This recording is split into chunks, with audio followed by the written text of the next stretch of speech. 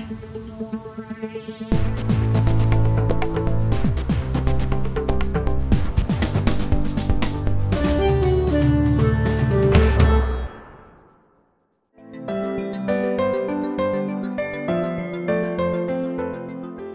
শহরের আদিপর্বে ঝাঁ চকচকে নগর তখনও একটা মফস্বল প্রান্তর।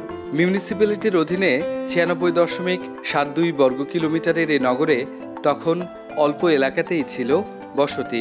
পূর্ব প্রান্তে বিশ্ববিদ্যালয়, মধ্য শহরে কলেজ, পশ্চিমে সিএনবি, হাসপাতাল, কোর্ট এসব ঘিরেই আবাসিক এলাকা।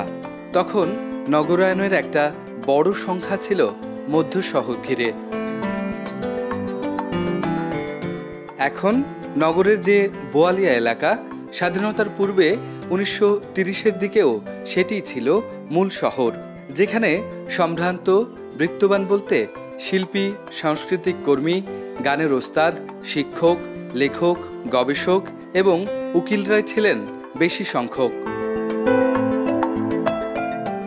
সে সময় নগরের শিক্ষা প্রতিষ্ঠানগুলোর ক্যান্টিন, সর্বস্তরের সাধারণ মানুষের ঘর গৃহস্থের প্রয়োজন কেনাকাটা হতো মাস্টারপাড়া ও সাহেব বাজারের দোকান থেকে।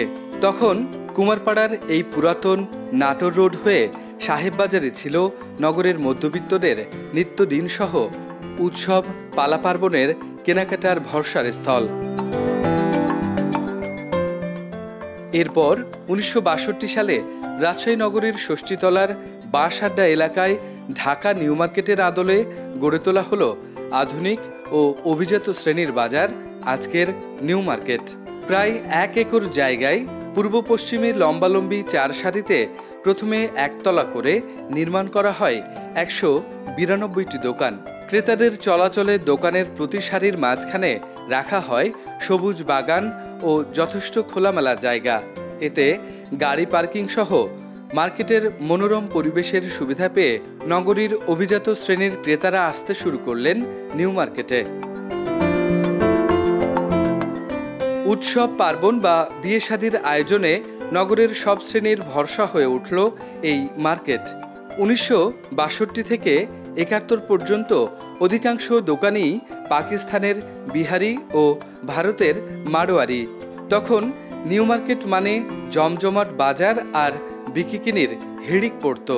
শুরুর দিকে ব্যবসায়ীরা আমাদের মতনই ছিল, তারা অন্যান্য পেশায় নিয়োজিত ছিল, সময় কাটাবার জন্য এখানে গিয়ে দোকান করেছিল, দোকানদারি করতে যা হলো গল্প গুজব করলো, চলে গেল। ইন্ডিয়ান মারোয়ারিরাও পাকিস্তানিরাও ব্যবসা করতেন। এক পর্যায়ে আস্তে আস্তে আস্তে আস্তে আস্তে তখন মার্কেট একতলা ছিল, সব চলে গেল। ১৯৭১-এ স্বাধীনতা যুদ্ধে লুট হয় রাজশাহী নিউ মার্কেটের সকল দোকান। মারোয়ারি বিহারিরা ব্যবসা ছাড়লে হাল ধরেছেন স্থানীয়রা। এরপর মহানগর আরও উন্নত হয়েছে, এতে বেড়েছে নিউ মার্কেটের ক্রেতা সমাগম। একটা রই ছিল পিছন দিকের, ওটা নন বেঙ্গলরা গজ হিসেবে কাপড় বিক্রি করে, ভ্যারাইটিজ কাপড় থাকতো। ছাত্রাবাস এখানেও কিছু জিনিস পাওয়া যেত, রেডিমেড শার্ট আসলো, ইউনিয়ন শার্ট একটা বিখ্যাত ছিল, এটা ছাত্রাবাসে পাওয়া যেত, কখনো পাওয়া যেত। আর বিহারিদের কাছে ৮ আনা ১ টাকা কম পাওয়া যেত। ছাত্ররা অনেক সময় ওখানে যেত কিনতে। ছাত্রাবাস নিজে থাকলে ওনার মালিক ৮ আনা করে ছাড়ত। ২০১১ সালের পর ৩,০০০ কোটি টাকা ব্যয়ে মহানগরের বিশেষ মোড় এবং সড়ক প্রশস্তকরণের উদ্যোগ নেয় সিটি কর্পোরেশন। নগরে আসতে থাকে জনপ্রিয় ব্র্যান্ডের দোকান। রাস্তার দুপাশে শুরু হয় মার্কেট নির্মাণ। একচেটিয়া বাজার হয়ে যায় প্রতিযোগিতামূলক। ১২ সালের পর থেকে মার্কেটের ধস নামা শুরু হলো। বিভিন্ন গোটা শহরে মার্কেট হয়ে গেল। এক শ্রেণীর কাস্টমারে পরিণত করেছে নিউ মার্কেট। দামি জিনিস তো এক শ্রেণীর মানুষ, এক শ্রেণীর মানুষ দিয়ে মার্কেট কি করে চলে। ব্যবসায়ীরা বলছেন, প্রতিযোগিতার এই বাজারে জৌলুস হারিয়েছে তাদের ব্যবসা। প্রথম ধাক্কাটি এসেছে দোকানের মালিকানার পরিবর্তনে। পরিবর্তিত দোকান মালিকেরা ব্যবসা করেছেন নিজের পছন্দের পণ্যের, ফলে নিউ মার্কেট হারিয়েছে বৈশিষ্ট্য ও ক্রেতা। এতে ইলেকট্রনিক্স পণ্য বা গার্মেন্টস খাতে জনপ্রিয়তা ধরে রাখতে পারেনি এই মার্কেট। অলিম্পিয়া, পাবনা আর তাছাড়া সব ভাড়া দিয়ে দিয়েছে, নাই বিক্রি করে দিয়েছে। এতই দুর্গতি এই নিউ মার্কেটের। আমি হয়তো এখানে কাপড় চোপড়ের ব্যবসা করছি, পরবর্তী আমি যদি এখন রেন্টে দিয়ে দিই, সে তার ইচ্ছা মতো তার নিজের পছন্দের মতো মানে দোকান করে ফেলছে। এসব কারণে হয়তো এটা হতে পারে, কিছুটা তো এখানে ভাটা পড়েছে। ব্যবসায়ীদের অভিযোগ, একসময়ের খোলামেলা ও সবুজ গার্ডেনের জন্য জনপ্রিয় নিউ মার্কেটের সবুজ নষ্ট হয়েছে। সেসব স্থান দখল করে নিয়েছে রেস্টুরেন্ট। কোথাও কোথাও বিধি অমান্য করে হয়েছে অবৈধ স্থাপনাও। তাতে কমেছে ক্রেতার স্বাচ্ছন্দ্য। এছাড়া বিশাল এই মার্কেটে পার্কিং সুবিধা না থাকায় মুখ ফেরাচ্ছেন ক্রেতারা। পূর্বের ওই পরিবেশ যদি কখনো তৈরি করা যায়, এখানে ভালো ধরেন বসার ব্যবস্থা, রাস্তা, ড্রেনেজ, গার্ডেন, পার্কিং, আমার মনে হয় এই মার্কেট পূর্বে যেই তার জৌলসটা ছিল সেটা মনে হয় আবার ফিরে পেতে সক্ষম হবে। এছাড়া সিটি কর্পোরেশন থেকে নিউ মার্কেট ভেঙে ফেলে নতুন করে এই স্থানে বহুতল ভবন নির্মাণের ঘোষণায় অনেকেই সরে যায় এই মার্কেট থেকে।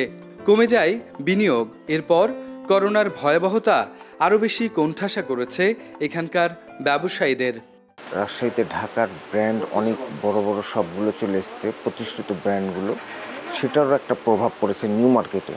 এছাড়াও নগরের বৃহত্তর এই মার্কেটের অগ্নি নির্বাপন ব্যবস্থা, রক্ষণাবেক্ষণ, পরিষ্কার পরিচ্ছন্নতা নিয়েও অসন্তোষ আছে ব্যবসায়ী নেতাদের। মার্কেটের যে রিপেয়ারিং, যেমন ছাদ, ফ্লাইওভার, বিভিন্ন সব কিছু ফেটে ঢসে খুলে খুলে পড়ে, অনেকের মাথায় পড়েছে, অনেকের দোকান ভেঙে ভেঙে পড়েছে, সিলিং খুলে খুলে পড়েছে। সেকাল থেকে একাল নগরের এই ব্যবসা কেন্দ্রটি এখনও যে সুনাম অক্ষুণ্ণ রেখেছে তার একটি নারী বা পুরুষের টেইলারিংয়ের আর প্রসাধন সামগ্রীর ব্যবসায়। এখনও এই দুই ক্ষেত্রে ভরসার স্থানে আছে নিউ মার্কেট। বাজারের বলেন, বাইরের বলেন, সব কাস্টমার কিন্তু আমরা পাচ্ছি, কিন্তু যেহেতু এটা নামের কারণে আছে আর মাল কোয়ালিটির ব্যাপারে আমাদের এখানে আমরা সব কাস্টমারটাই পাচ্ছি। এইভাবেই টিকে আছে। আর ডাল বাজারেও মোটামুটি খারাপ বলা চলে না, টেলার অন্তপক্ষে খুব ভালোই চলে।